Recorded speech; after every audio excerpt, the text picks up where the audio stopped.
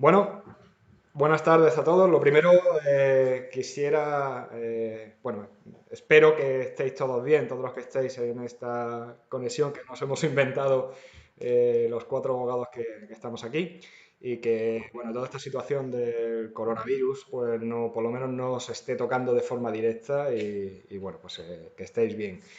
Lo primero que tengo que hacer, pues, es agradecer a los, bueno, a los que... Buenas tardes a todos. Lo primero, quisiera, perdón, sí, que digo que lo primero que tengo que hacer es agradecer a los a los tres abogados que me acompañan, somos cuatro abogados, pues agradecer que se hayan prestado sin ningún tipo de pega a esta colaboración que les propuse y además desde el primer momento se han sentido vamos, dispuestos a cualquier petición que le hiciera, así que bueno, pues es fantástico que este tipo de eventos tengan esa respuesta, así que lo primero es agradecerles enormemente pues su colaboración. Antes de empezar incluso a presentarlos, lo que sí espero es pediros perdón si hay algún problema técnico y espero que todo vaya bien. Si podéis,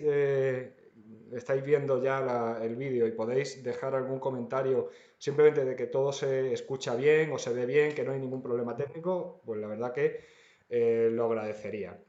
Y bueno, dicho esto, pues os presento a los tres compañeros que están conmigo.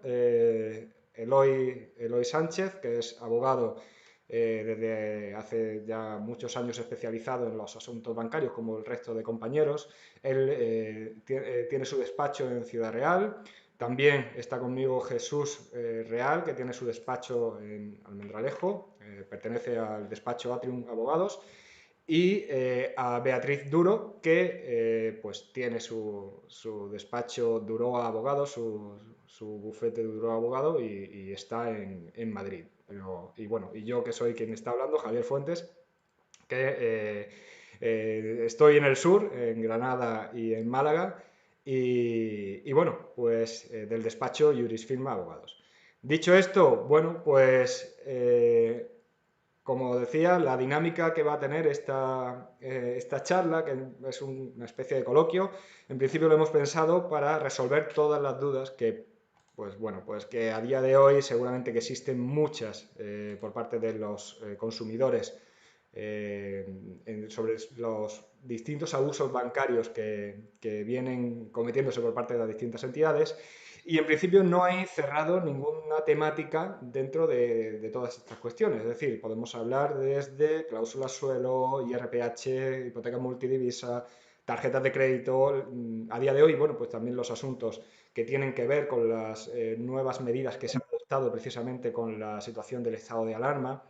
Y en definitiva, cualquier cuestión sobre la que pues los que estáis aquí presentes tengáis algún tipo de duda, pues estamos simplemente a vuestra disposición para intentar dar respuesta a todas esas preguntas. Como digo, en principio esa es la dinámica, no va a ir todo enfocado a los propios afectados, por eso a los consumidores. Vamos a intentar que sean respuestas lo más directas posible y las respuestas que sean pues lo más fáciles de entender, lo más sencillo, lo más cercano a que al final pues quien tiene ese problema real pues lo pueda solucionar. Dicho esto, bueno, voy a simplemente a decirles a mis compañeros que enciendan sus micros simplemente pues, por lo menos para que escuchemos que están ahí, que no hay, que no estoy hablando yo solo y bueno, y empezar ya con la dinámica de las preguntas, que no sé si ya hay alguna por ahí rondando. Hola, aquí estamos, te hemos escuchado perfectamente. Yo soy Beatriz Duro, espero que podáis hacer todas las preguntas que se os estén surgiendo, también con esta difícil situación que estamos pasando todas y todos, pues en relación con temas que afecten a la vivienda, como puede ser el alquiler o las hipotecas, que también se han adoptado ha adoptado el gobierno medidas para poder hacer frente a esta crisis del coronavirus y vamos a intentar pues pasar un buen rato y resolveros las dudas que tengáis. Venga, bueno, pues digo, yo soy Eloy Sánchez, abogado aquí en Ciudad Real, y la verdad es que llevo bastantes temas de productos financieros defendiendo a los consumidores. Entonces, bueno, la verdad es que agradecer a Javi por la iniciativa y por acordarse de mí, y únicamente que estamos a vuestra disposición para intentar solucionaros estas dudas que os puedan surgir de todo lo relativo a la pandemia, los alquileres moratorias, pero también todas las cuestiones relativas que están de actualidad respecto a la posible abusividad de cláusulas, de productos financieros, los préstamos hipotecarios. Bueno, pues cualquier duda que tengáis, vamos a intentar echaros una mano y que podáis salir de aquí con claridad, o por lo menos con una intención de saber si lo que habéis contratado es correcto, no es correcto, y cómo tenéis que actuar. Y bueno, pues intentar de todos modos y defenderos lo mejor que podamos. Buenas tardes a todos, yo soy Jesús Real, os hablo desde Almendralejo, en Extremadura. Yo me ocupo del Departamento de Derecho Bancario de Atrium Abogado. En primer lugar, dar las gracias a Javier por la invitación a participar en esta charla. Es un auténtico placer poder compartirla con compañeros a los que aprecio y a los que admiro tantísimo. A todos vosotros, muchísimas gracias por acompañarnos en la tarde de hoy. Esperamos nos ponemos a vuestra entera disposición para resolver cualquier duda que tengáis en el ámbito bancario. Ahora que nos toca a todos quedarnos en casa, es buen momento para que lo aprovechemos, revisemos nuestras hipotecas, nuestras tarjetas de crédito, y podamos ver si efectivamente tenemos algún producto que sea abusivo. Estamos a vuestra entera disposición, espero que sea agradable para vosotros y que participéis. Muchas gracias. Bueno, pues muchas gracias a los tres. Como ya os he dicho al principio, la verdad que es un placer contar con vosotros. Y bueno, pues dicho esto, la verdad es que parece que hay bastante gente, por lo menos, por lo que la verdad que hemos tratado de darle mucha difusión, porque ahora mismo está viéndose en YouTube, está viéndose en Facebook, en Twitter, y dentro de todas esas redes, además en las redes del despacho en el que yo trabajo, Jurifirma Abogados, y del despacho de Beatriz, Duró Abogados. Pero es que aparte también estamos emitiendo en un par de grupos de Facebook de afectados, y la verdad es que ahora mismo pues ya empieza a haber algún tipo de preguntas aquí ahora mismo pues estoy viendo una pregunta relativa al IRPH. José, que dice que me gustaría saber qué opciones vislumbráis en relación al IRPH contenido en las VPO, si es posible su nulidad y las consecuencias.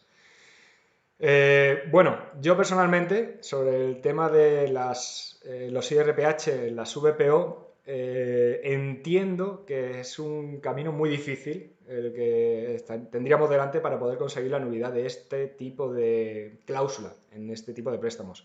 Sobre todo porque las VPO, por lo menos en su inmensa mayoría, porque a día de hoy es verdad que existen préstamos sometidos a VPO, pero que son libres en cuanto a la Constitución, pero estamos hablando en el último momento. Pero a lo largo de los últimos años se han venido sometiendo a las directrices que se venían estableciendo en los distintos planes de vivienda.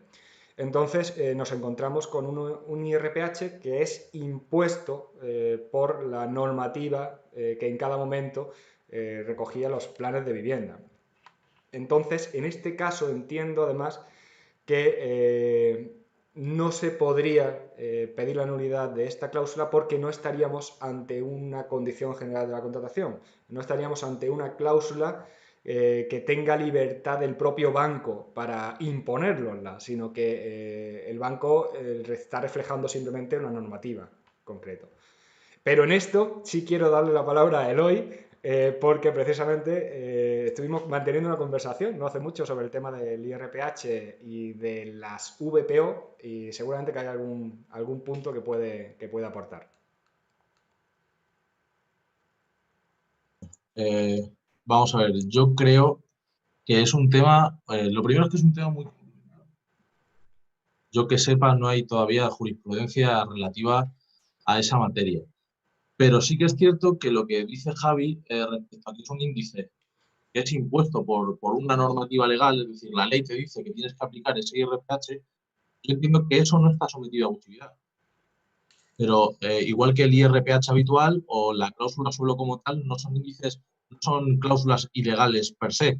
Lo que sí estaría sometido a la posible abusividad no sería el imperativo legal del IRPH, sino cómo el banco, como la entidad financiera, ha tramitado ese IRPH. Es decir, si se ha seguido la transparencia debida o no respecto al IRPH.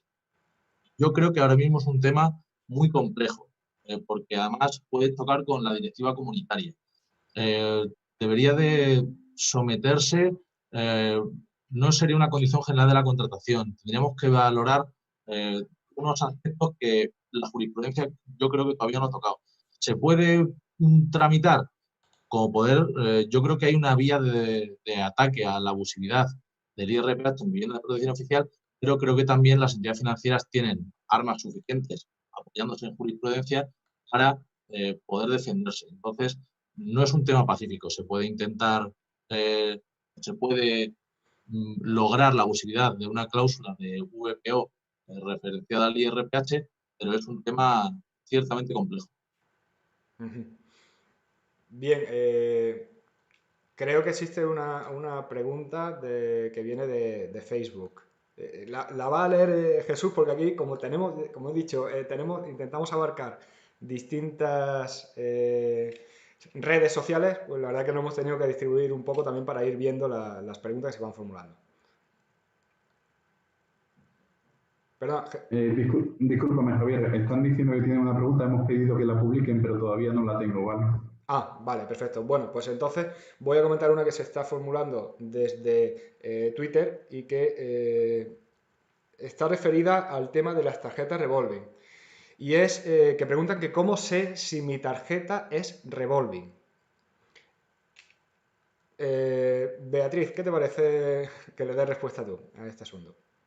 Bueno, en realidad, tarjeta revolving es un término que estamos, o sea, que se está empezando a escuchar últimamente con bastante frecuencia. En realidad, lo que significa es que en vez de darte una cantidad concreta de dinero como un préstamo, te dan un límite y tú puedes ir haciendo disposiciones tras disposiciones tras disposiciones. Es un poco en lo que se basa el revolving. La clave de estos productos es ver el tipo de interés que se está imponiendo en el contrato.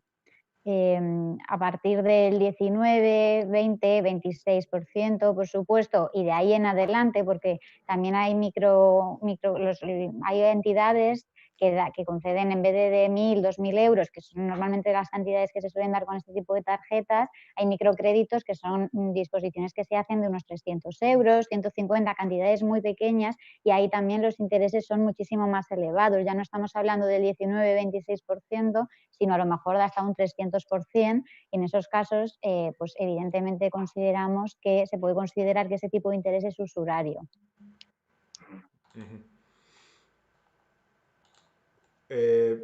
Preguntan también, perdón, ahora estaba hablando sin encender el micro. Están preguntando también relativo a este tema de las tarjetas revolving, la opinión que nos merece la última sentencia. Si verdaderamente se deja claro ya un criterio para entender si una cláusula o no, una tarjeta de este tipo pudiera ser usurera o no.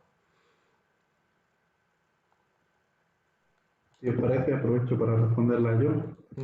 Perfecto. Vale, en cuanto a la última sentencia del Tribunal Supremo, que declara una tarjeta como usuaria, el mayor problema que nos encontramos en ese momento es que ha sido una pérdida de oportunidad. Es decir, el Supremo tenía la oportunidad de haber establecido un parámetro claro, sencillo y concreto para decir qué tipo de interés tenemos que considerar como usura, no que al considerar el caso que enjuiciaba completamente, era una tarjeta con un interés de un 27% total. Como superaba el 20%, que era el tipo que se aplicaba para las tarjetas revolving en ese año, entendía que, como lo superaba ampliamente, en este caso concreto, puede considerarlo usuaria. ¿Cuál es el problema? La falta de limitación para saber sobre qué punto porcentual podemos entender que si se sobrepasa el mismo nos encontramos ante usura. Claro, yo pues coincidiendo con el análisis que hace Jesús, creo que fue una sentencia que no ha resuelto el debate jurídico que existe sobre este tipo de productos, sobre las tarjetas revolving, porque lo que no deja claro cuáles los baremos que hay que utilizar para ver si es un interés desproporcionado o no, si es un interés elevado o no, y si por lo tanto lo podemos considerar usurario. Yo creo que lejos de cerrar ese debate, pues lo deja un poco en el aire. Desde mi punto de vista, o sea, lo que está claro ya y a raíz de esa sentencia es que cualquier tarjeta que imponga un interés, una TAE del 26% en adelante, se puede considerar sin usuraria. Yo creo que ya ahí no va a haber debate, pero ¿qué pasará con todas aquellas tarjetas, que también son muchas, en las que se establecía un interés, por ejemplo, del 19%, que se ve también que muchas entidades era el que establecían? Yo creo que eso no está claro y que lo que tenemos que ver es la fecha de contratación, para ver si en ese momento de contratación y no en el momento actual en el que lo estamos juzgando, era un interés notablemente superior al del dinero o no, pero en el momento de contratación y no en el momento actual, que es cuando se analiza. Seguiremos peleando en los juzgados y queda el tema todavía un poco en el aire. Pues perfecto. Pasando a otro punto, Isaac pregunta si, dice, tengo un local comercial, en contrato le di al inquilino 6 meses de carencia para reformas. Debido a esta situación he ampliado la carencia un mes más. Pregunta si es correcta su decisión. Entiendo que se está refiriendo a un local de negocio que lo tiene arrendado, ¿no? Entiendo, por la forma que está planteado. También dice, bueno, que si en junio no puede abrir, si existe alguna cuestión que regule esta situación. Bueno, yo respecto a la primera parte diría que sí, que lo ha hecho correctamente, que todos los acuerdos que se lleguen entre las partes, bien llegados están, y además pues es de agradecer también que ante la situación que estamos viviendo, pues quien pueda pues ponga los medios que pueda al alcance para que la situación sea lo menos perjudicial para todas las partes. Con lo cual, pues si ha llegado a este acuerdo, será correcto. Sí que aconsejo que se haga por escrito, aunque sea por correo electrónico, no hace falta que tenga mucha más formalidad, pero sí que se refleje de alguna forma para evitar problemas que pueda haber posteriormente. Disculpad que os interrumpa, me plantean la siguiente pregunta de Facebook, nos la plantea Eva García y nos dice, tengo sentencia desde junio y aún no he cobrado. El banco dice que no sabe nada, la abogada me dice que lo saben desde el mismo día que ella. El caso es que estoy sin cobrar. ¿A quién le reclamo? Es una pregunta en relación a una sentencia por cláusula suelo.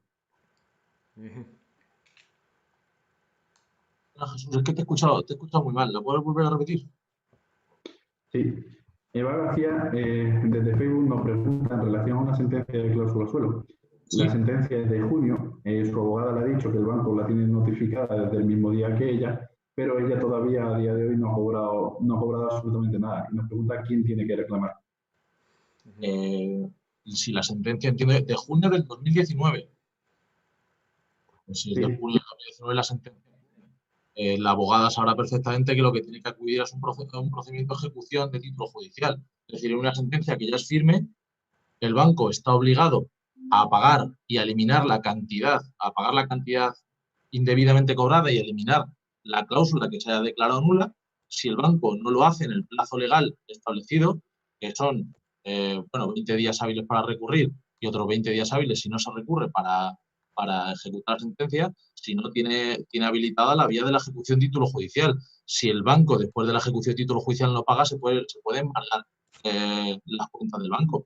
Yo creo que por el plazo que ha pasado, a lo mejor es que se ha recurrido y está en apelación a la sentencia, porque que hayan pasado casi un año sin que el banco haya procedido al pago de la sentencia, creo que se podría, vamos, lógicamente puedes acudir y meter una demanda de ejecución de sentencia.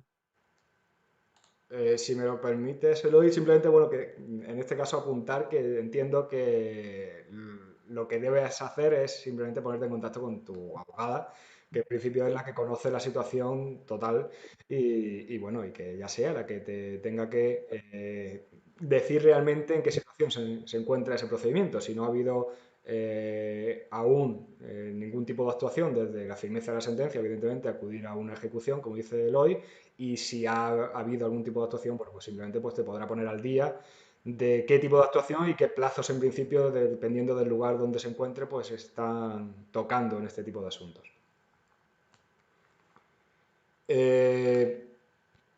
Están también formulando más, parece que el tema de las tarjetas revolving está teniendo hoy en día, bueno, bastante repercusión. Aquí están preguntando, Santa Cruz dice, tengo 3 tarjetas revolving. Una Eroski Club con tipo 18,60 y 20,44. Una Carrefour Pass con un 21,99 de TAE y una WeThink Oro con un 24% de TAE. Pregunta si se pueden reclamar por usurera o abusiva. Bueno, pues yo diría un poco lo que hemos dicho antes respecto analizando un poco la sentencia del Supremo. Bueno, simplemente un punto. Añade que las 2 primeras tarjetas son del año 2015 y la tercera del año 2016. Bueno, independientemente del año, bueno, de la contratación, que hay que verlo, hay que tenerlo en cuenta para ver si es usurario o no, en función de las tablas que se publicarán en este momento. También hay que ver cuánto se ha pagado de esas tarjetas. Siempre cuando tengamos una tarjeta Revolut también hay que saber qué cantidad hemos pagado ya respecto a la dispuesta, porque que se considere una tarjeta usuraria significa o tiene la consecuencia que solamente tienes que devolver el capital prestado, no que no tengas que devolver nada, evidentemente, con lo cual lo que te han prestado, el dinero que tú has dispuesto, eso sí que lo vas a tener que devolver. Ventaja importante, que no vas a tener que pagar ni intereses ni comisiones. En estos casos lo que ocurre es que muchas veces la gente está años pagando una cuota mensual y la deuda nunca termina de reducirse y nunca termina de desaparecer porque se va incrementando y porque además de cada los propios intereses son los que generan más intereses. Entonces habría que ver y tener o los recibos o un histórico de movimientos que se puede solicitar a cada una de las entidades para hacer los cálculos y ver también si interesa o no interesa reclamar o demandar por usura esas tarjetas. Respecto a los tipos de interés, pues el de 24%, yo igual un poco más dudoso el de 18,60, pero bueno, en cualquier caso las 4 me parece que podrían ser viables. Jesús, ¿tú cómo lo ves? Coincido con lo que estabas comentando, Bea. Sí me gustaría, porque creo que hace una distinción que para nosotros es muy interesante. Yo cuando planteo una demanda de tarjeta revolving o también en las contestaciones a los monitorios que recibimos por parte de los fondos buitres o de las entidades bancarias, hay una cuestión que además de la usura, tratamos el tema de la falta de transparencia que conllevaría la declaración de abusividad. Es decir, si tenemos dudas sobre si determinado porcentaje puede ser o no usura, siempre nos queda la vía de la transparencia, ver cómo se ha negociado este contrato y atacar por falta de transparencia ese tipo de interés. Además, tenemos que tener en cuenta que todas estas tarjetas tienen una serie de comisiones que son también, que han sido declarados reiteradamente nulos por nuestros tribunales por ser abusivos y por lo tanto es muy interesante que analicemos también esa vía. Fundamental. Claro. Preguntan también, Pedro pregunta, compré una vivienda de segunda mano de protección oficial, pero no me beneficié de ningún beneficio. ¿Puedo pedir la nulidad del IRPH? Bueno, habría que ver realmente cómo se llevó a cabo esa contratación de esa compraventa, ese préstamo. Entiendo que lo que se hizo fue una subrogación en el préstamo. Cuando se está preguntando por esta cuestión del IRPH, entiendo que será porque hubo una subrogación en el préstamo que tenía esa vivienda y en ese caso entiendo que correría la misma suerte que si fuera el IRPH de un préstamo inicial porque estamos hablando de que es una cláusula impuesta por una normativa en concreto y por tanto que escaparía de la libertad de las partes. No fue el banco el que la impuso, sino que fue en este caso la normativa en concreto la que la impuso. Están preguntando también que sobre el tema también de tarjeta revolving, que qué opinión nos merecen los acuerdos que están ofreciendo los bancos para rebajar el tipo de las tarjetas revolving y si podría entenderse que es legal o no es legal este tipo de acuerdos.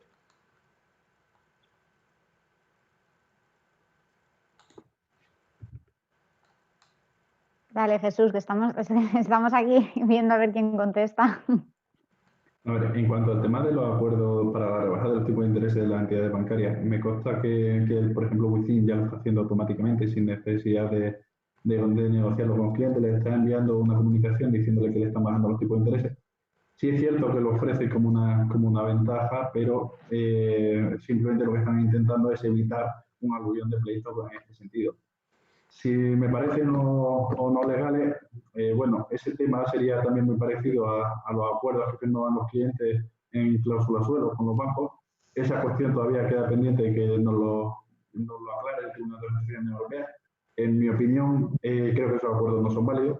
En primer lugar, porque partimos de que la posición de negociación de las partes no es la misma, es decir, no podemos comparar a un consumidor medio con una todopoderosa entidad financiera, que la falta de información en el momento de celebración del contrato debería acarrear la nulidad de ese tipo de interés en el caso de las tarjetas, con lo cual para mí no son válidos. Sí es cierto que no tenemos jurisprudencia en este sentido todavía, que tendremos que esperar e ir luchando en los tribunales. Yo recomendaría no llegar a este tipo de acuerdos en este momento.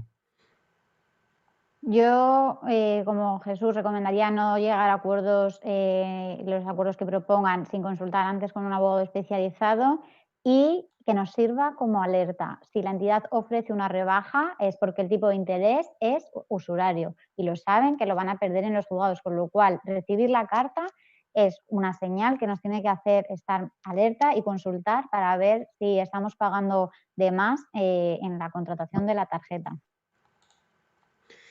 Hay otra pregunta en Facebook sobre el tema de multidivisa. Dice, tengo una hipoteca en yenes y cada vez debo más dinero. ¿Se puede reclamar? Vamos a ver, el tema de las hipotecas multidivisa es también un producto financiero bastante más complejo del que pueda ser una tarjeta revolving o del que pueda ser un préstamo hipotecario referenciado al Euribor o al IRPH. Normalmente el procedimiento está teniendo un éxito relativamente alto. Ahora bien, estos tipos de productos se comercializaban o se debían de comercializar a un grupo reducido de consumidores. Yo entiendo que este procedimiento habría que ver el procedimiento concreto, habría que analizar cómo transcurrió todo el momento precontractual para ver qué se había informado, qué no se había informado, si yo tengo un convenio, porque me dedico, por ejemplo, soy piloto de aviones, pues hay un convenio especializado donde ofertaban la multidivisa, qué quería reclamar yo, el momento en el que yo reclamé, en el momento en el que yo contraté la multidivisa, si la referencia a yenes, al franco. Es verdad que es un producto que está enviablado porque cada vez pago más y aun pagando más sigo debiendo más al banco, pero habría que ver si la comercialización de ese producto se ha hecho con la transparencia debida y sobre todo se le ha comercializado a la clientela debida, porque es verdad que muchas veces eran productos que eran casi que obligados a comercializar por ciertas entidades financieras. Entonces, ¿se puede reclamar? Por supuesto que se puede reclamar, pero habría que ver toda la documentación para ver si efectivamente la multidivisa se ha comercializado con transparencia o no. Yo tengo una pregunta sobre IRPH. Sí. Hace poco se pronunció Europa sobre el IRPH. ¿Qué va a pasar en España? ¿Creéis que hay que reclamar?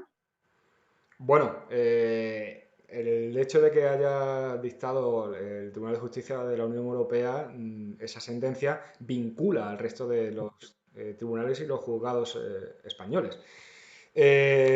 Así que esa sentencia puede ser de aplicación en cuanto a su doctrina en todos los procedimientos. ¿Eso qué significa? Pues que en los procedimientos, tanto los que están vivos y aún no hay sentencia firme, como aquellos que se inicien, evidentemente va a tener que seguirse esa doctrina que ha establecido el Tribunal de Justicia de la Unión Europea. Sobre esto sí es verdad que yo personalmente creo que, conociendo las últimas sentencias que ha dictado el Tribunal Supremo, quizá puede haber intento de modificar algún aspecto. Y a esto lo que me refiero es especialmente a esa previsión, esa consecuencia que hace el Tribunal de Justicia de la Unión Europea sobre la nulidad de la cláusula. Es decir, el Tribunal de Justicia de la Unión Europea establece en su sentencia que si se declara la abusividad de esta cláusula debe desaparecer del préstamo hipotecario y por tanto quedaría el préstamo sin índice de referencia.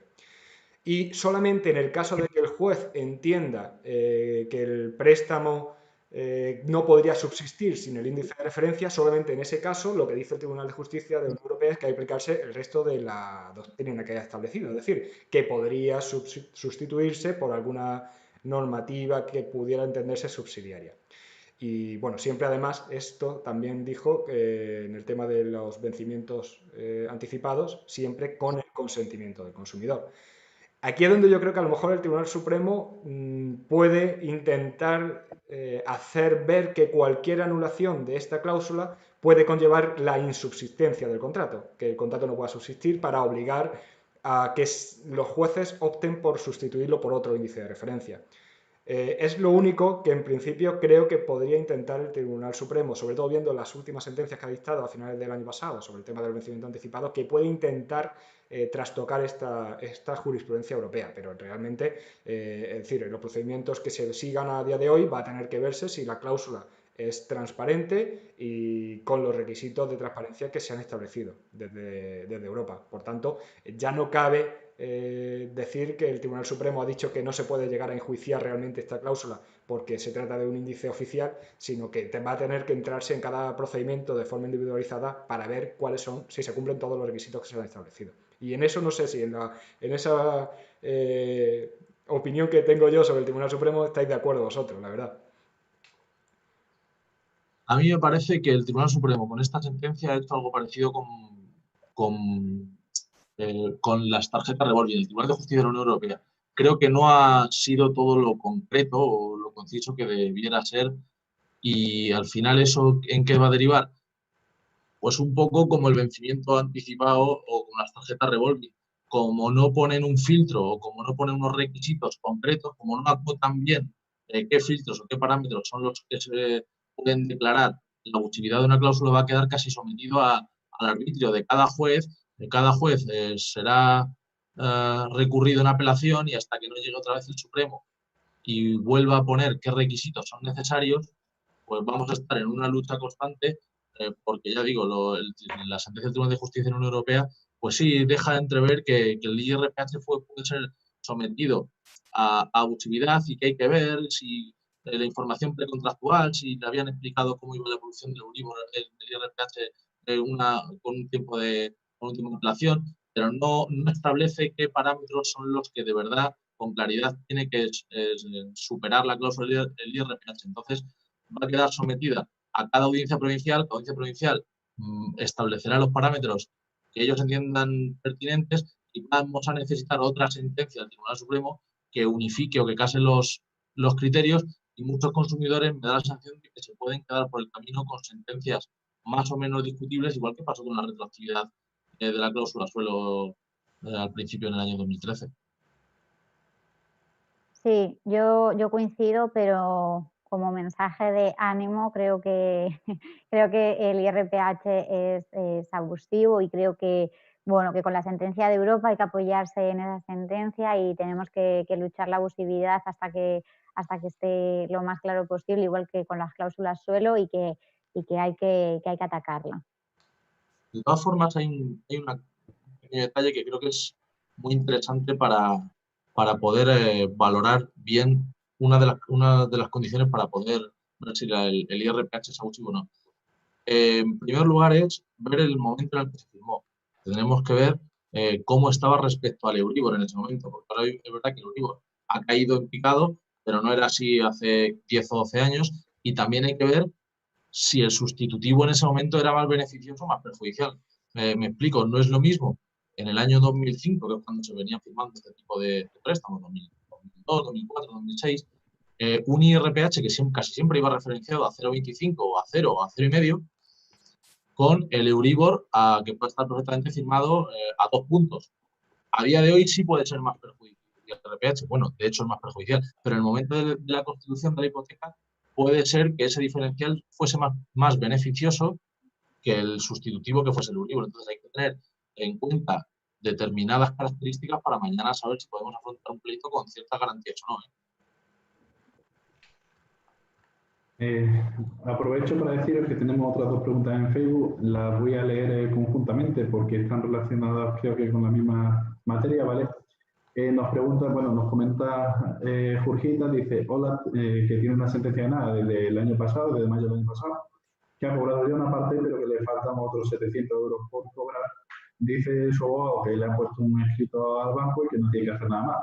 La pregunta que nos tramita es si, una vez que tiene ganado el juicio y que tiene la sentencia, que si es por esa cantidad que se ha puesto, no. Que dice que ahora que el banco le está aumentando, que no le paga nada más, ¿vale? En la misma línea, nos comentan también que hace un año otra consumidora firmó un acuerdo con el banco para la devolución de los intereses pagados por cláusula suelo. Le tienen que devolver unos 400 euros aproximadamente, va preguntando a su entidad bancaria, pero no le han devuelto absolutamente nada. ¿Qué pueden hacer?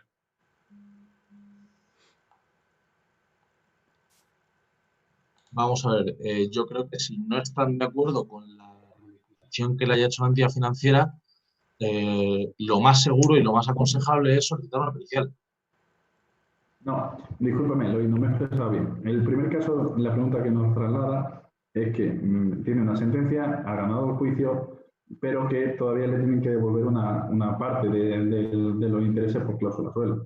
La pregunta que ella transmite es si teniendo esa sentencia la cantidad no tenía que haber quedado efectivamente especificada en esa sentencia, al menos así lo entiendo yo.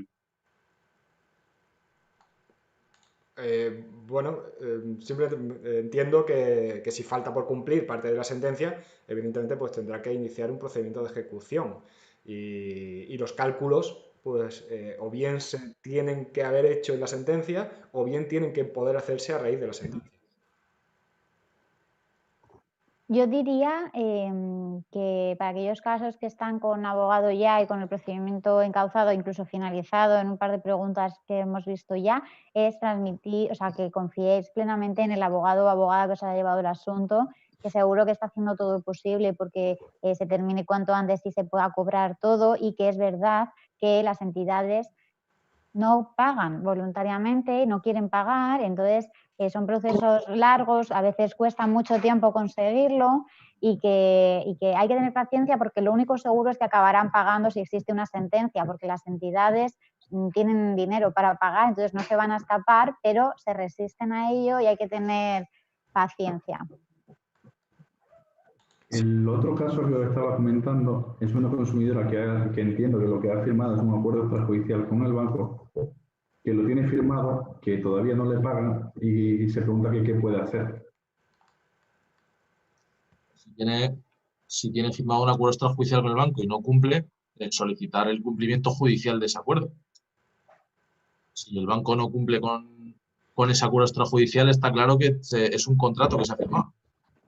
No se cumple, pues tendrá que acudir al juzgado y solicitar el cumplimiento de ese acuerdo extrajudicial, porque vincula tanto al consumidor como al banco.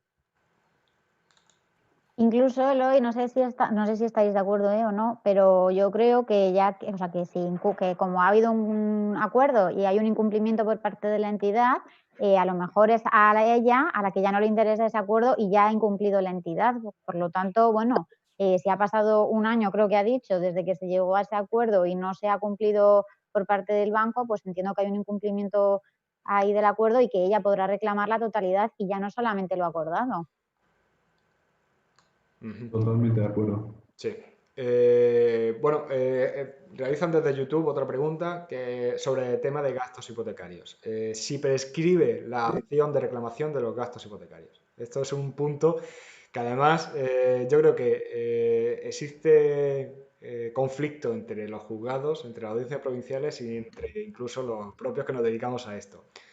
¿Quién se anima a la respuesta? Es la pregunta. Yo creo que cada uno va a dar una respuesta diferente. Es posible.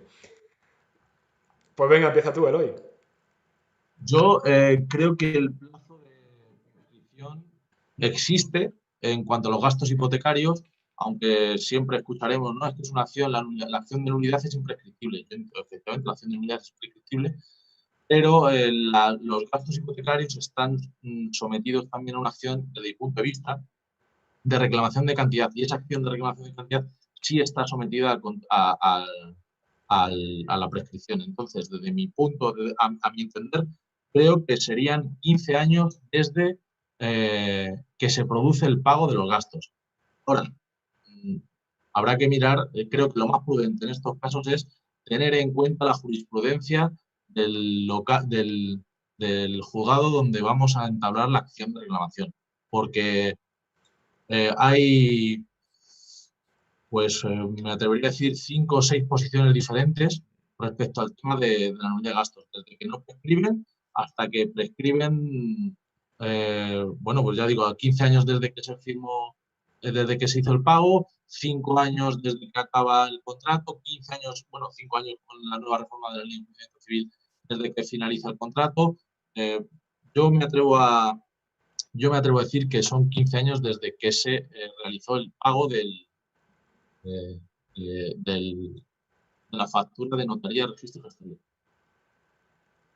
En el tema de los gastos hipotecarios estoy parcialmente de acuerdo con Eloy, es decir, naturalmente los plazos, como bien está diciendo él, hay que tener en cuenta que tenemos jurisprudencia únicamente de las audiencias provinciales. Hasta este momento el Tribunal Supremo no se ha pronunciado en ese sentido. Sí que es cierto que con las cuestiones prejudiciales planteadas ante Europa creo que se va a dar la respuesta a esta cuestión.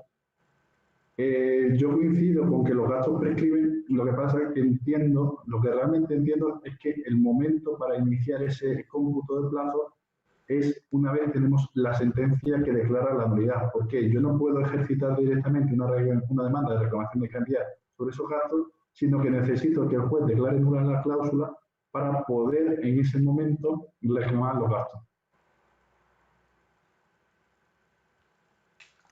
Yo coincido con Jesús, pero como veis es un tema complicado. Yo diría que quien tenga gastos, pues que reclame, si puede ser con justicia gratuita, mejor en estos casos para evitar una posible condena en costas. Y bueno, en cualquier caso también hay otras, seguro que hay más cosas que se pueden reclamar dentro del préstamo hipotecario, con lo cual se podrían añadir en ese mismo procedimiento.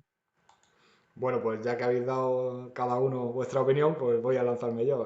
Bueno, tal y como está formulada la pregunta, que es si prescriben la reclamación de gastos hipotecarios, entiendo que sí.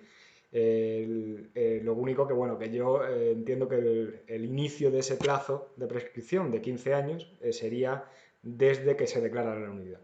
Y mi recomendación, pues visto lo que están tardando los procedimientos y en cada provincia, y que en teoría finales de año conoceremos la sentencia del Tribunal Europeo, pues que si estás en una provincia donde no están teniendo por prescrito los gastos nada más que desde que se anula, es decir, que no influye el tema de la prescripción, pues que inicies el procedimiento de reclamación. Y si estás en una provincia donde seguramente puedas perder este pleito por que entiendan que prescribe, pues bueno, esperar un año y ir por lo menos con un soporte jurídico del Tribunal Europeo. Y hay una pregunta en YouTube que la verdad es que me ha sorprendido bastante. Y habla Paul señala, he oído que la retroactividad en Valencia en lo que respecta al IRPH solo se da en hipotecas de 15 años o menos. Si es mayor a 15 años, solo te anulan la cláusula y no te devuelven nada. ¿Es correcto? A mí me ha sorprendido mucho, yo no conocía esa sentencia. Me parece, la leo porque va al hilo un poco del tema de la prescripción de los gastos. Yo entiendo que la nulidad de la cláusula de gastos y la restitución de cantidad no tiene nada que ver con la del IRPH. Además, creo que esta del IRPH no tiene sustento jurídico para que no te devuelvan el dinero, puesto que hay una sentencia del Tribunal Supremo y una sentencia del Tribunal de Justicia de la Unión Europea en la que no limita los efectos retroactivos de la nulidad de una cláusula. Por lo tanto, yo entiendo que si la cláusula del IRPH es nula, se debería aplicar por analogía la sentencia del Tribunal de Justicia de la Unión Europea en cuanto a los límites de la declaración de nulidad de una cláusula abusiva. Sí. Es decir, para consumidores, yo creo que sí se puede reclamar el IRPH desde cualquier momento, siempre y cuando la cláusula sea abusiva. Te deben devolver el dinero desde el momento de la firma del contrato. Sí, en eso yo estoy de acuerdo con Eloy. Es decir, la nulidad de la cláusula se puede. Vamos, tampoco conozco esa sentencia, realmente no sé en base a qué, ni tampoco me imagino que tendrá en cuenta la reciente sentencia del Tribunal Europeo, pero entiendo que la petición de nulidad no está sometida a prescripción, porque además es una cuestión que ha sido zanjada no solo por las audiencias provinciales, sino por el propio Tribunal Supremo, ha dicho que no estarían sujetas a plazo de prescripción. Y respecto de la retroactividad como efecto derivado de la declaración de nulidad, entiendo que no existe ningún tipo de límite. Primero porque yo defiendo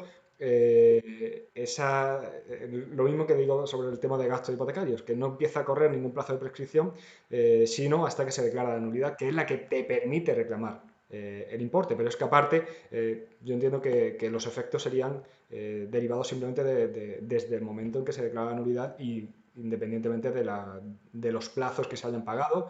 Si serían, tampoco sé si la sentencia se refiere a lo que se pagó hace 15 años, pero después sí, o que ya esa hipoteca por ser superior a 15 años ya no se puede. Realmente habría que ver de dónde viene esa sentencia, porque realmente no la conozco.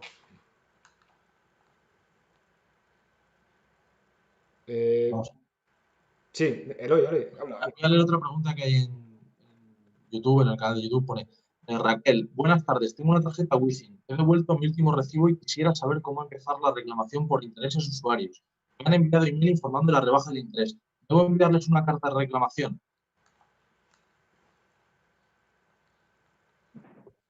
Yo creo que Bea o Jesús sois los que podéis comentar.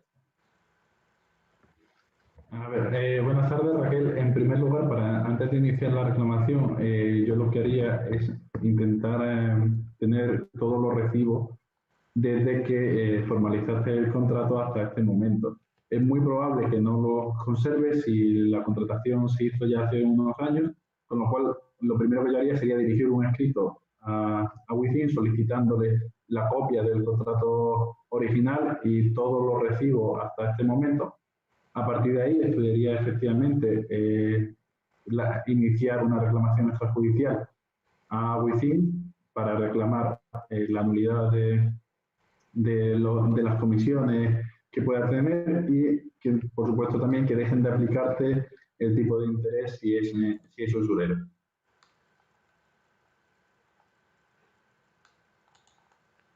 Yo eso, nada, coincido con lo que ha dicho Jesús. Hay que tener el contrato para ver tanto la usura como la falta de transparencia, como hemos dicho. Y además, bueno, las de Wizzing, pues, bueno, pinta bien para el consumidor a efectos de una reclamación. Y también se les puede solicitar un histórico de movimientos que te mandan. Puede solicitarse por correo electrónico. Además, Wizzing, una cosa que hace habitualmente es que en el contrato se pacta un tipo de interés y lo que hace es modificarlo unilateralmente. Hay una de las cláusulas del contrato que es la unificación unilateral de las condiciones. Entonces, aunque se haya establecido una TAE del 24% o del 26%, probablemente se haya estado aplicando un interés superior que, por supuesto, pues sin informar previamente al consumidor, pero sí que es habitual que lo hayan hecho. Por lo tanto, está bien tener todos los movimientos y el contrato. A ver, hay aquí una pregunta sobre el tema de máxima actualidad, el tema de los alquileres a día de hoy con el tema del coronavirus. Dice que me han despedido por el coronavirus. ¿Me pueden echar de casa si no puedo pagar? Bueno, es una pregunta un poco compleja la respuesta. Lo que se han regulado una serie de medidas en materia de alquiler, pero, o sea, evidentemente son ayudas para que se pueda hacer frente a este pago del alquiler. Hay que saber, que no lo sabemos porque creo que no está en la pregunta, ¿no? Si el propietario es una persona física o si el propietario es una empresa o es un gran tenedor.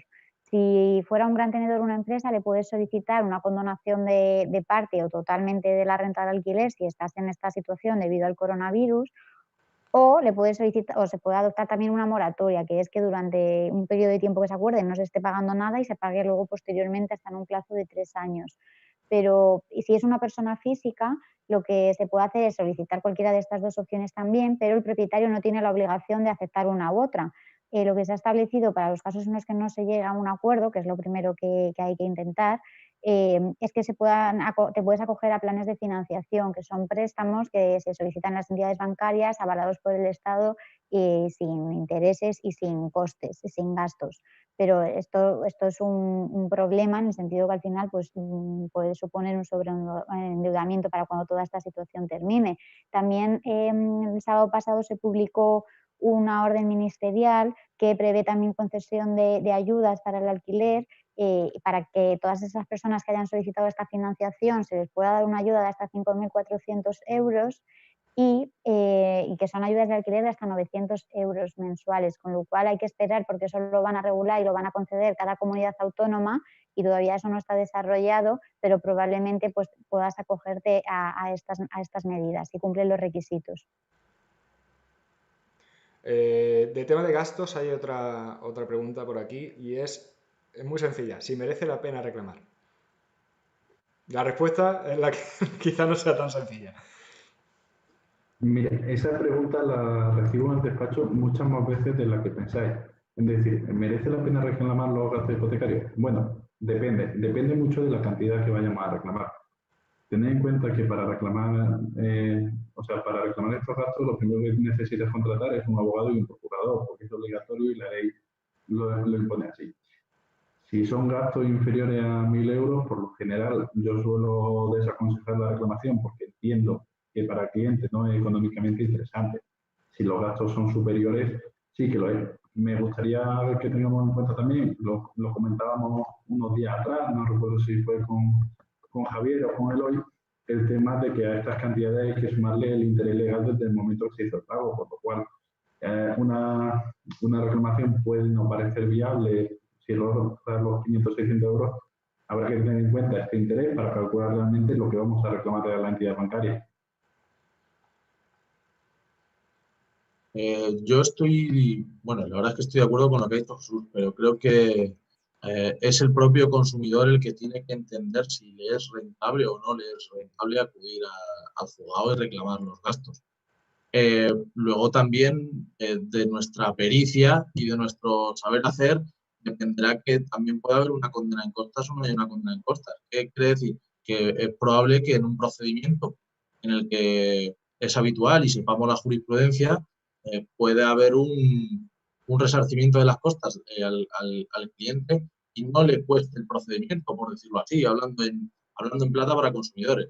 Entonces, es el consumidor el que tiene que valorar bien si quiere acudir o no quiere acudir bien. Y creo que la mejor forma para saber si es rentable o no le es rentable es que al abogado que acuda le explique efectivamente los pros y los contras, los gastos y las posibilidades que hay de que el procedimiento tenga éxito, no tenga éxito y lo que le pueda costar el procedimiento. Y ya dependiendo de la información que se le ha dado, el cliente valore si le merece la pena o no le pueda merecer la pena acudir al jugador.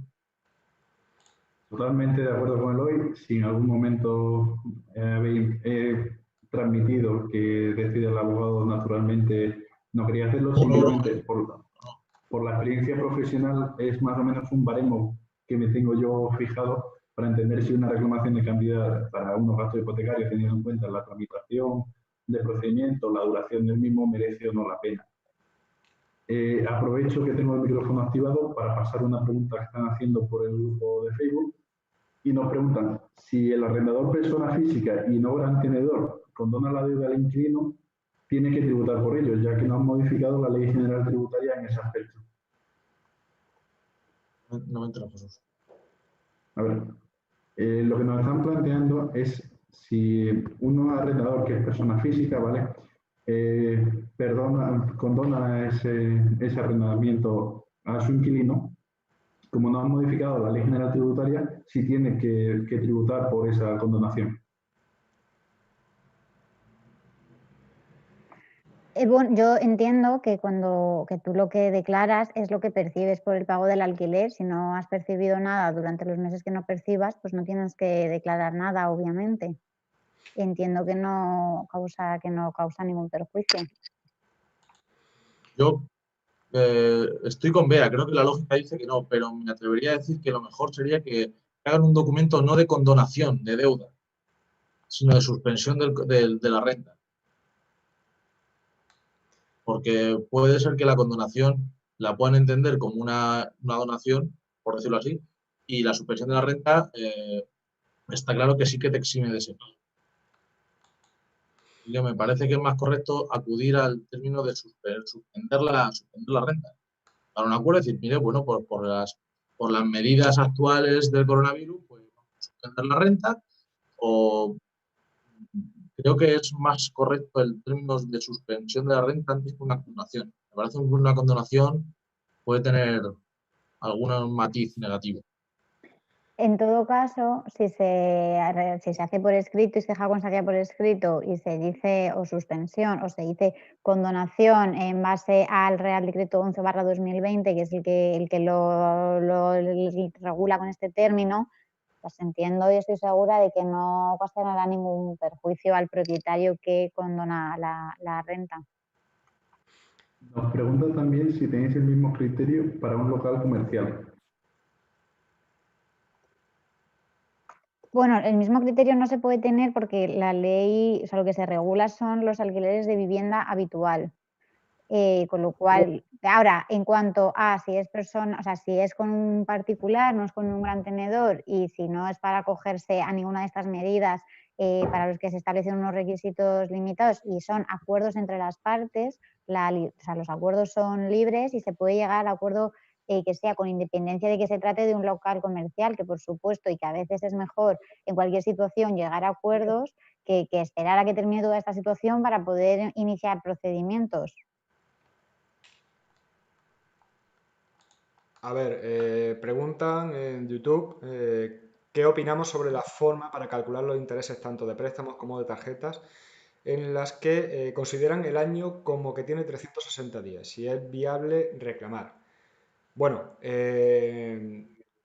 sobre el tema de los años comerciales, la abusividad realmente no está en que el año se tenga por año comercial, año de 360 días, que al final es simplemente darle a todos los meses el mismo valor, 30 días, sino que la abusividad está en la combinación que se hace en la fórmula de días comerciales y días naturales. Es decir, de calcular que cada día de los que van a generar intereses son como si el año tuviera 360, pero a la hora de aplicarlo a días naturales, de forma que al final calculamos 5 días más de intereses. En ese caso sí se puede reclamar, es decir, cuando existe una fórmula donde el numerador tiene un valor y el denominador tiene otro distinto. Si el cálculo se hace por días naturales, siempre, tanto para calcular lo que vale cada día como para calcular los días que hay que pagar, o se hace en días comerciales siempre, entonces en ese caso no va a haber ningún tipo de abusividad. Ya digo, la abusividad está cuando se utiliza la mezcla de días comerciales con días naturales, que casualmente, cuando es para pagar un préstamo o cuando es para pagar una tarjeta, siempre se usa en el sentido que cada día cuenta como más intereses. Y cuando es un depósito, por ejemplo, a plazo fijo, donde el banco es el que nos va a pagar por tener un dinero invertido, lo suelen cambiar y cada día generan menos intereses de los que debiera. Es decir, cada día en ese caso son 5 días o 6 días menos al año. En ese caso sí se puede, si existe esa mezcla de valores, sí se puede perfectamente solicitar la nulidad. Lo único que, bueno, las cantidades realmente no van a ser muy altas. Porque precisamente hablamos de que cada año son 5 días de intereses. Entonces, este tipo de reclamación probablemente de forma aislada no merezca la pena iniciarla, porque incluso existen casos en los que se tendría que haber amortizado más, pero unida a otra reclamación, como puede ser la nulidad de la cláusula suelo o como puede ser la nulidad de un IRPH, pues evidentemente lo que supone es un plus. Primero, para asegurarnos también que no vamos a perder el pleito por completo y no vamos a tener una condena en costas en contra, porque realmente es una cuestión que ya está también bastante clara, aunque no existe sentencia del Tribunal Supremo, pero existe muchísima jurisprudencia menor que anula este tipo de cláusula. Y aparte, pues supone un plus, unirlo a la posible nulidad de otra cláusula. Pues tengo aquí una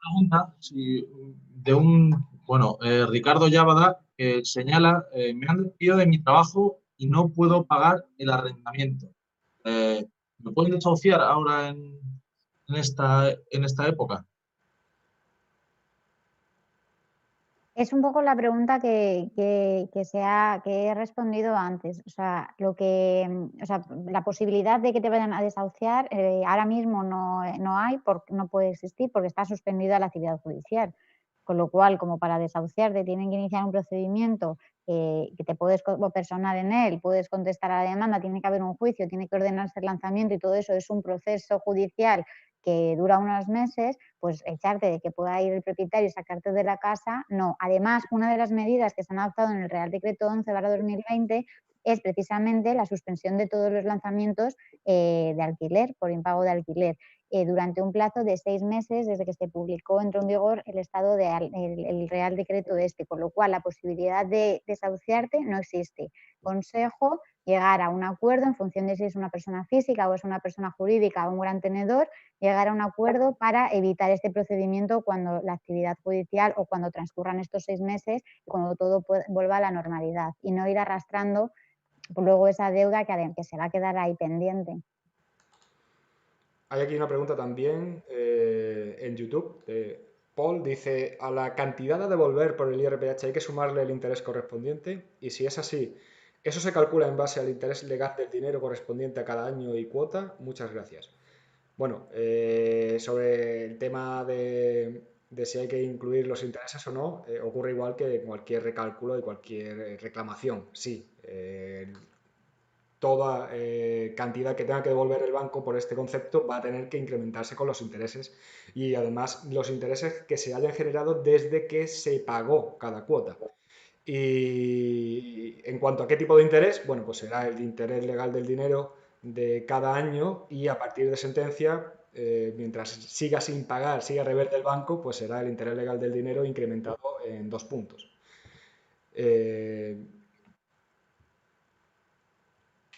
Existe también aquí una pregunta sobre el tema de tarjeta revolving. Y dice, si me han prestado 3.000 euros y he pagado 2.000, ¿me interesa demandar? Yo creo que hay que ver las condiciones, hay que ver el contrato, hay que ver que sea viable y hay que ver lo que dice la entidad que todavía tienes que devolver, porque debes devolver 1.000 euros más y eso es lo que vas a tener que devolver. Y entonces, pues habrá que ver si es viable, pues habrá que valorarlo en función de cuánto diga la entidad que sigues debiendo. Si tú sabes que debes 1.000 y la entidad dice que debes otros 4.000 más, pues yo creo que sí que te saldría rentable, porque aunque tengas que pagar 1.000, pues te estás ahorrando todos los intereses que la entidad te iba a cobrar si no demandaras.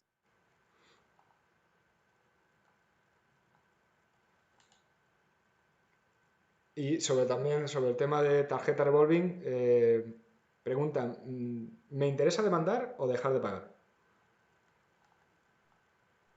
Es muy buena pregunta. Hay que atender, como había dicho ya antes, a las circunstancias concretas del contrato. Es decir, por ejemplo, comentábamos al principio, con la primera pregunta que nos hicieron de revolving, el tema del tipo de interés para saber si tienes un interés de un 27%, tienes toda la documentación preparada y puedes hacer frente al pago de las cuotas, yo no vería ningún problema en que iniciases tú la reclamación y posteriormente la demanda. Ahora bien, si te encuentras en una mala situación financiera, por ejemplo, tienes otros pagos que son mucho más importantes que este y no puedes hacer frente a él, yo te diría que dejases de pagar, intentases gestionar la petición de la documentación lo antes posible para tener todas las armas para poder defenderte en el momento en que la entidad o el fondo al que cede al crédito te reclame. Hay una pregunta de IRPH. que es, dicen que tiene IRPH, pero que solicitó el préstamo para montar un negocio, que si se puede reclamar igualmente.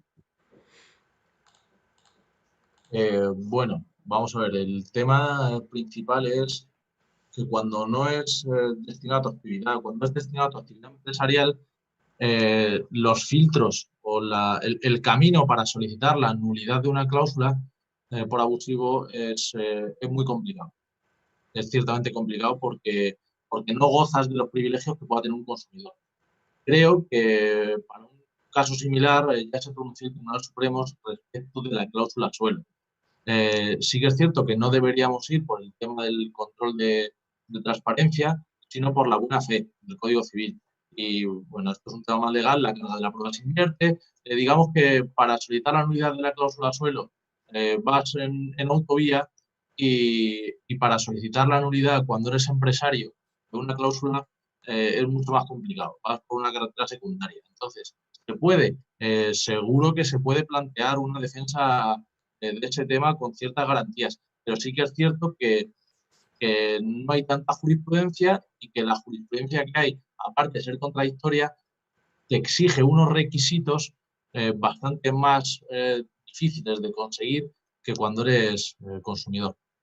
Por lo tanto, si lo has pedido para tu empresa, se puede, pero es más complicado. Sí, en estos casos al final hay que estar a ver muy bien cómo se llevó a cabo esa contratación, porque lo que se pierden son todos los requisitos que hasta ahora estamos hablando cuando hablamos de abusividad, porque cuando hablamos precisamente de la abusividad de cláusulas es por el incumplimiento de la ley de consumidores y usuarios. En este caso ya nos olvidaríamos de la ley de consumidores y usuarios y nos tendríamos que ir a si se cumplen con los requisitos de la ley de condiciones generales de la contratación, que al final es lo que estamos. Entonces, se reduce enormemente los motivos por los que se puede entender abusiva una cláusula de este tipo y ya, por ejemplo, eso, como ha dicho Eloy, ya no estamos con la necesidad de que sea el banco el que acredite que ha cumplido con los requisitos, sino que ya se modifica totalmente la forma de enfocar este procedimiento. Pero sí es verdad que lo que hay es que analizar muy bien cómo se llevó a cabo la contratación, qué intervención tuvo el banco y qué intervención tuvo, en este caso, el profesional. Bueno, sobre el tema de moratoria, que no había salido, pero de moratoria hipotecaria. Preguntan aquí qué documentación es necesaria y cómo puedo acceder a ella si no puedo salir de casa. Bueno, el tema de la moratoria hipotecaria que ahora mismo se puede solicitar con el tema de la situación del estado de alarma en que nos encontramos, es verdad que exige un montón de documentación. Realmente se exige acreditar la situación legal de desempleo, el número de personas que viven en la vivienda, la propia titularidad de la vivienda, la escritura de compraventa de la vivienda, son muchos documentos y es muy fácil que no todos los tengamos y sobre todo que no podamos telemáticamente enviarlo al banco, porque no todo el mundo tiene un escáner en su casa ni tiene posibilidad de escanear una escritura que a lo mejor pues tiene 80 o 90 páginas. Entonces se modificó a finales de marzo los requisitos y se permitió que quien quisiera solicitar la moratoria pudiera presentar hoy en día simplemente una declaración responsable en la que indica qué documentos no puede obtener y cuáles sí ha podido obtener y comprometerse a que los presentará en el plazo de 30 días una vez finalizada la situación en la que nos encontramos. Por tanto, ahora mismo se podría salvar esa necesidad de aportar un montón de documentación que nos están exigiendo, pues simplemente comprometiéndonos a aportarla con posterioridad. No obstante, sí es verdad que existen, por ejemplo, desde el Servicio Público de Empleo Estatal creo que se puede solicitar por Internet también los certificados de desempleo. Muchos ayuntamientos están también facilitando el tema del padrón, el certificado de empadronamiento, de forma que no haya que acudir directamente al propio ayuntamiento y bueno, pues habrá documentación que sí se pueda obtener, pero realmente ya no existe esa necesidad de que si no se tiene la documentación no se puede acceder a la moratoria. A ver.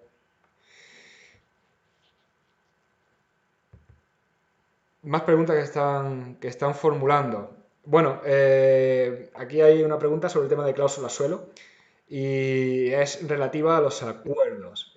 Si he firmado un acuerdo con el banco, ¿puedo reclamar? Bueno, vamos a ver, esto va a pasar un poco como con la prescripción de los gastos hipotecarios. Cada audiencia a día de hoy tiene su criterio. El Supremo, en las dos últimas sentencias, ha dicho el A y B, una cosa y la contraria. Entonces, a día de hoy no hay una cierta jurisprudencia pacífica que pueda resolver esto.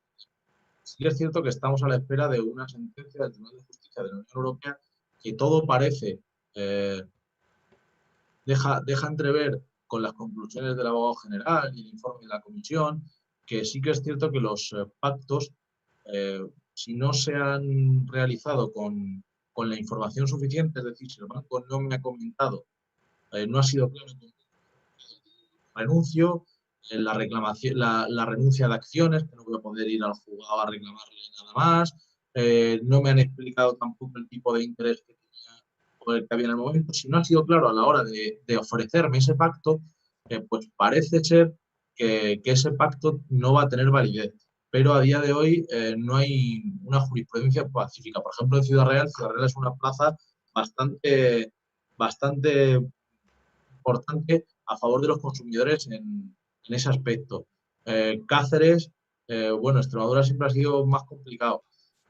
Ya digo que depende del sitio donde planteemos la demanda, a día de hoy, y parece que es complicado entender, pero es así, a día de hoy, dependiendo de dónde vivas y de dónde hayas negociado ese pacto, tienes unas garantías o tienes otras. ¿Ese pacto es válido o no es válido? Solución, Eloy, nos vamos todos a Ciudad Real. No que está... A ver, esto debe ser perdón, debe ser, ahora. Debe ser un compañero porque me están preguntando, ¿rebus sic stantibus en contratos de arrendamiento, sí o no? A ver, Lo primero que habría que ver, bueno, entiendo que se referirá a los contratos de arrendamiento de local comercial, no a los contratos de arrendamiento de vivienda, porque para eso ya está regulado por el BOE. Es un tema, la cláusula es un tema desde el punto de vista nuestro del derecho bastante interesante, porque es una cláusula que no tiene una regulación, no existe, por decirlo así, no existe, no tiene un apoyo en el Código Civil. Y lo que viene a decir es que, bueno, ante un imprevisto, si puedo modificar el contrato.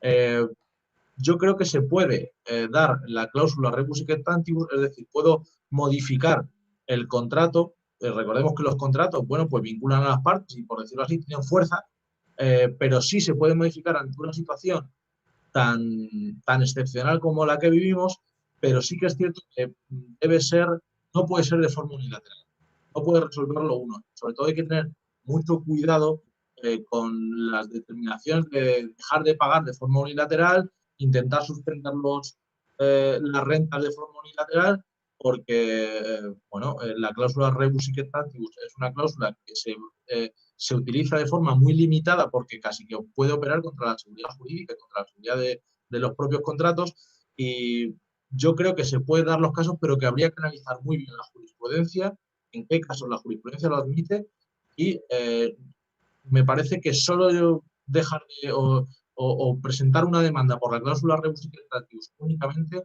es muy arriesgado.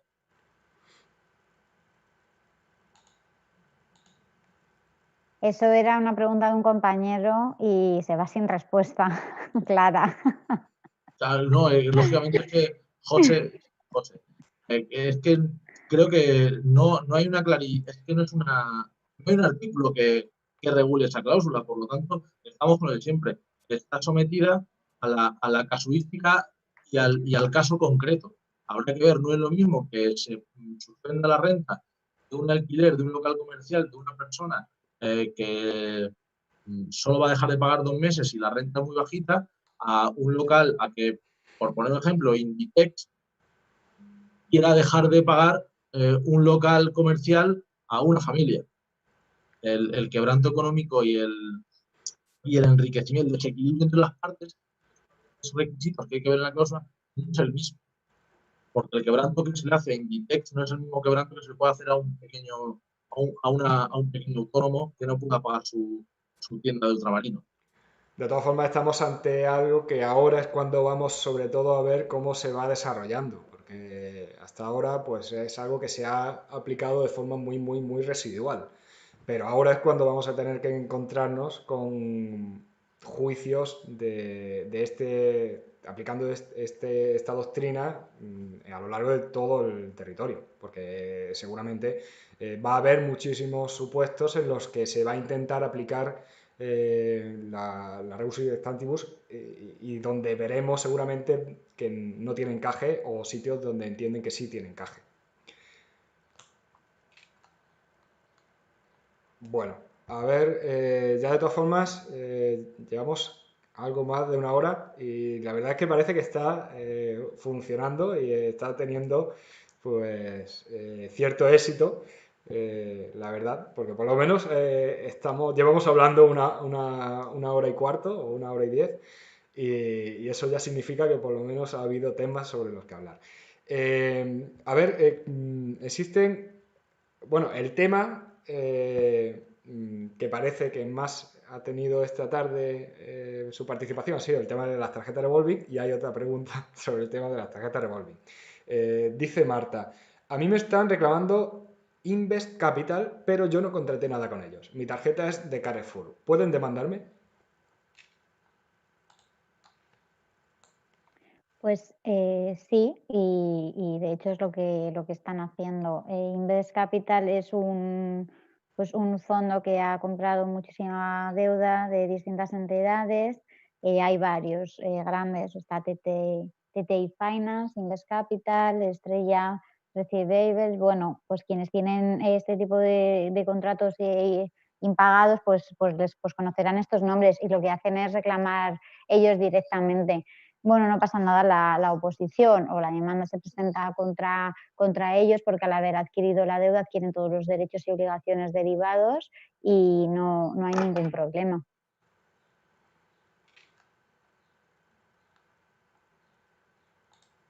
A ver, bueno, no sé, pero parece que os parece que vayamos ya cerrando un poco esta charla porque, entre otras cosas, dentro de un rato tenemos que salir a los balcones a aplaudir y me imagino que todos pues estaremos pensando en lo mismo. Bueno, simplemente sí quería hacer un apunte sobre todo lo que se ha dicho. Hay un punto en común que quiero recordar y sobre todo a raíz del tema de la moratoria hipotecaria. Y es que una de las cosas que se establecen es que cuando se concede la moratoria hipotecaria hay que firmar a continuación una escritura.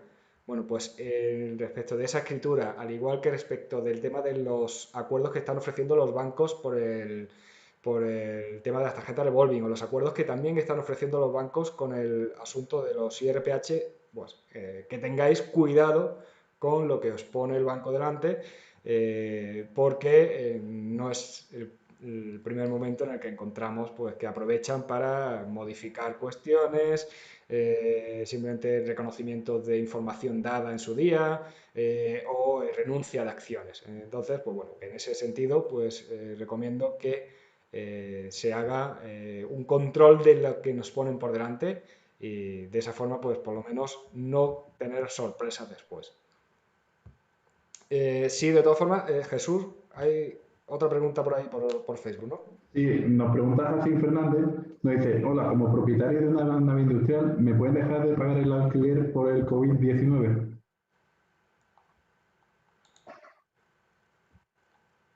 Vamos a ver, para esa pregunta lo primero que hay que saber es si la actividad que se desarrolla en esa nave es esencial o no es esencial. Porque si es esencial, la actividad se debe de seguir desarrollando, por lo tanto, no tienen por qué dejar de pagarla. Si no es esencial, y esto ya digo es una opinión personal porque estarían aplicando lo que hemos hablado antes de la cláusula rebus sic stantibus al entender que la actividad como tal que como no se está produciendo, pues no estoy obligado a pagar la renta. Hay doctrinas hay estudios un poquito que analizan este tema recientemente a favor y en contra. Desde mi punto de vista, creo que no se debe dejar de pagar el total de la renta, porque independientemente de que la actividad no se esté desarrollando, sí que es cierto que se está produciendo un uso de esa nave. Es decir, la posesión la sigue teniendo el, el inquilino. Por lo tanto, yo entiendo que habría que, lo mejor en estos casos, desde mi punto de vista, es someterlo a una negociación, intentar llegar a un acuerdo para este plazo, porque, bueno, creo que si se deja de pagar puede haber posibilidades de reclamar esa renta en el futuro.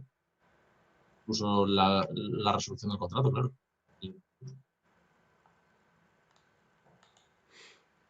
Bueno, como hemos dicho antes, pues creo que vamos a ir dándole fin a esta charla. Os pido perdón si ha habido problemas técnicos, que posiblemente haya habido, y no sé si se habrá escuchado todo bien, si se habrá visto todo bien. Hemos intentado llegar a muchísimos ámbitos y a veces el que mucha abarca poco aprieta. Y bueno, no sé si ese será el caso, pero parece ser que en principio ha habido pocos fallos o por lo menos no han evitado que llevemos a cabo esto. Entonces, pues bueno, simplemente antes de terminar, sí quisiera pues que cada uno diera simplemente pues, también su información de cómo, si alguien quiere contactar con alguno de nosotros, pues cómo puede hacerlo. Ya que estoy hablando yo, en mi caso, bueno, pues lo digo, yo pertenezco al despacho de Jurisfirma Abogados y pues conmigo pueden contactar con el correo electrónico info@jurisfirma.es o dentro de la página web que es jurisfirma.es en el formulario de contacto que aparece en él. Eloy, ya que tienes el micrófono abierto. Bueno, pues yo trabajo en Ciudad Real y quien quiera contactar conmigo, bueno, pues el teléfono del despacho es el 926-03-1340 y puede contactar por correo electrónico en el correo eloy-sp@yahoo.es.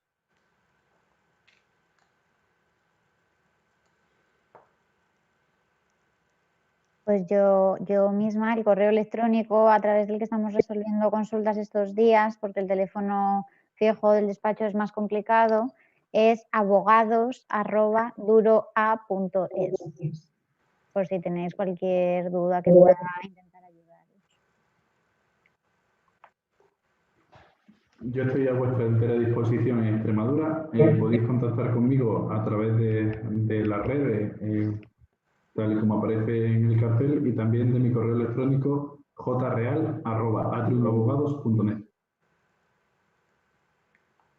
Bueno, pues nada, dicho esto, otra vez os agradezco, Eloy, Jesús, Beatriz, que cuanto llamé dijisteis que sí y que no pusisteis ningún problema. Y bueno, pues yo espero simplemente que esto haya servido para que no solo los que han planteado las dudas, sino que todos los que al final, seguramente las dudas se repiten muchas veces, pues también encuentren respuesta a la suya, aunque no la hayan planteado. Y que también haya servido para pasar esta tarde de viernes, que ya que tenemos que estar en casa, pues por lo menos haya llevado de la mejor manera posible. Así que, pues nada, vamos a finalizar aquí. Y nada, que muchísimas gracias a los tres y muchas gracias a todos los que os habéis conectado, aunque sea un momento. Y nada, y en otra ocasión, si puede repetirse, pues seguro que estaremos todos encantados de volver a hacerlo. Muy bien. Pues sí, muchas gracias y muchas gracias, Javi, por habernos invitado a esta propuesta. Bueno, y a pasar como se pueda esto, un día menos ya, chicos. Eso es, mucho ánimo. Gracias, Javi, por invitarnos a participar. Me gustaría también mandarle un beso muy fuerte a Raquel Duque, que nos ha echado una mano con la puesta en escena y que además está compartiendo esta difusión a través de su canal de YouTube. Un beso enorme, Raquel. Y a todas las personas que habéis participado haciendo preguntas o simplemente viendo este directo, muchísimas gracias y que vaya todo muy bien. Un saludo.